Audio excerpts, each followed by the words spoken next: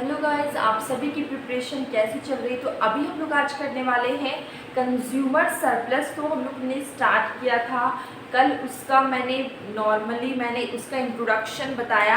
आज हम लोग करने वाले हैं Marshall view of consumer surplus. ठीक है, Marshall view of consumer surplus आज हम लोग करने वाले हैं। तो सबसे पहले मैं एक्सप्लेन करती हूँ कि हम लोग अभी क्या कर रहे हैं। तो देखिए, अभी हम लोग कर रहे हैं बीए इकोनॉमिक्स ऑनर्स सेमेस्टर 1 में हम लोग कर रहे हैं, यूनिट 1 हम लोग कर रहे हैं, यूनिट 2 कर रहे हैं हम लोग सीसी 1 का। ठीक है, तो जो भी बीए इकोनॉमिक्स ऑनर्स के स्टूडेंट हैं सेमेस्टर 1 में है, उनका 2 पेपर है, एक CC1 एक CC2। जिनका इकोनॉमिक्स ऑनर्स है 2 पेपर है, मेन 2 पेपर होते हैं। ठीक है, 2 आपके एडिशनल होते हैं। 2 पेपर है आपका CC1 CC2। तो CC1 में आपको इंट्रोडक्टरी माइक्रो इकोनॉमिक्स करना है, तो अभी हम लोग उसी का यूनिट 2 कर रहे हैं। यूनिट 1 हम लोग ने कर लिया। ठीक है, कंज्यूमर सरप्लस मैंने कल थोड़ा सा इंट्रोडक्शन बताया था। आज हम लोग कर रहे हैं Marshall view of consumer surplus. ठीक है, देखिए Marshall's view of consumer surplus, यहाँ पर मार्शल का क्या व्यू है कंज्यूमर सरप्लस में। ठीक है, कंज्यूमर सरप्लस क्या होता है कल मैंने ही बताया है। ठीक है, कंज्यूमर का सरप्लस क्या है, आज हम लोग देख रहे हैं Marshall view of consumer surplus. देखिए, Marshall consumer behaviour is based on cardinal approach. ठीक है, मार्शल का जो कंज्यूमर बिहेवियर है ये बेस्ड है कार्डिनल अप्रोच। 2 तरह के अप्रोच होते हैं, एक होता है कार्डिनल, एक होता है ऑर्डिनल। ठीक है, तो जब यूटिलिटी को, ठीक है, जब यूटिलिटी मतलब want satisfying power of a commodity. ठीक है, किसी कमोडिटी से आपका कितना वांट सेटिस्फाई हो रहा है। ठीक है, यूटिलिटी मतलब सेटिस्फैक्शन, अगर हम सिंपल भाषा में बोले। ठीक है, इसका डेफिनेशन है सिंपल सा, want satisfying power of a commodity. ठीक है, तो देखिए किसी भी कमोडिटी से कितना सेटिस्फैक्शन मिल रहा है। अब मैं बता रही थी कार्डिनल और ऑर्डिनल यूटिलिटी, 2 तरह की यूटिलिटी होते हैं। कार्डिनल मतलब कि जब सेटिस्फैक्शन को मेज़र करते हैं नंबर के टर्म्स में, उसको हम लोग बोलते हैं कार्डिनल यूटिलिटी। ठीक है, और जब लोग सेटिस्फैक्शन को मेज़र करते हैं ऑर्डिनल में, तो हम लोग उस समय मेज़र नहीं करते, सिर्फ कंपेयर करते। फॉर एग्जांपल के लिए कि एप्पल से मुझे ज़्यादा सेटिस्फैक्शन मिली इस कंपेयर टू बनाना, तो हम लोग मेज़र नहीं कर रहे, हम लोग सिर्फ कंपैरिजन कर रहे। ठीक है, तो ये चीज़ आपको समझ में आ गई। अब देखिए यहाँ पे कार्डिनल क्या है, जब यूटिलिटी को सेटिस्फैक्शन को मेजर करेंगे नंबर के टर्म्स में, उसको हम लोग बोलते हैं कार्डिनल यूटिलिटी। अब देखिए अजम्पशन की बात करें तो मार्जिनल यूटिलिटी ऑफ मनी क्या होता है, यहाँ पे कांस्टेंट होता है। Utility can be measure in terms of money, utility को मेजर कर सकते हैं मनी के टर्म्स में। ठीक है, there is law of diminishing marginal utility, यहाँ पे law of diminishing marginal utility है। ठीक है, लॉ ऑफ DMU है, और यहाँ पे कोई भी क्लोज सब्स्टिट्यूट अवेलेबल नहीं है। ठीक है, no close substitute is available. On the basis of above assumptions, Marshall explain the consumer surplus. तो ये सारे अजम्पशन के बेसिस पे मार्शल ने अपना कंज्यूमर सरप्लस को एक्सप्लेन किया। मैंने कुछ अजम्पशंस बताए, marginal utility of money constant है, यूटिलिटी को मेजर कर सकते हैं इन टर्म्स ऑफ मनी में, there is no law of diminishing marginal utility, यहाँ पे there is law of diminishing margin, यहाँ पे लॉ ऑफ DMU फॉलो होता है, यहाँ पे कोई भी क्लोज सब्स्टिट्यूट अवेलेबल नहीं। ठीक है, अब देखिए कंज्यूमर सरप्लस की बात करें, Marshall view of consumer surplus, मैंने बहुत ज़्यादा बड़ा नहीं लिखा है, मैंने मेन पॉइंट को लिखा है जिसको मार्शल ने बताया। मैंने बहुत लंबा एक्सप्लेनेशन नहीं किया उनके कंज्यूमर सरप्लस में, मैंने बस बताया। देखिए कि उन्होंने बोला कि कंज्यूमर सरप्लस क्या है, the amount which is which a consumer is willing to pay minus what is actually paid। ठीक है, तो एक इंसान है, मैं एग्जांपल देती हूँ, एक इंसान है वो मार्केट में जाता है, वो सोच के जा रहा है कि मुझे 200 रुपये की 1 किलो सेव खरीदना है। ठीक है, 1 किलो सेव लेना है, जो उसको लग रहा है कि वो 200 रुपये की है और वो 200 रुपये लेके मार्केट जाता है, उसे 1 केजी सेव खरीदना है।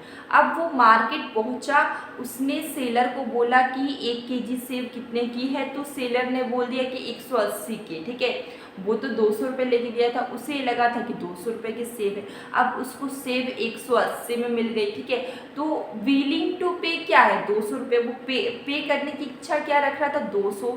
अब उसको एक्चुअली कितना पे करना पड़ा, 180।